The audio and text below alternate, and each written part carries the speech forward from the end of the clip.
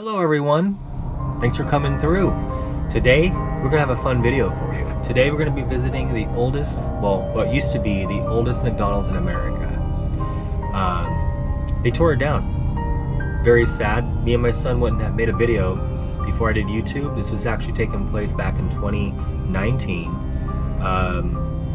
It was a sad day. It was a really sad day, and they could have done anything to save this building, but instead they wanted to build a brand new building in this exactly location. So, because of that, they tore it down. I have yet to go into that McDonald's. I have yet to go into any of the franchise stores that the owner owns. I don't agree with it. I think it's wrong. You'll see, it's a really cool building. It's kind of ran down.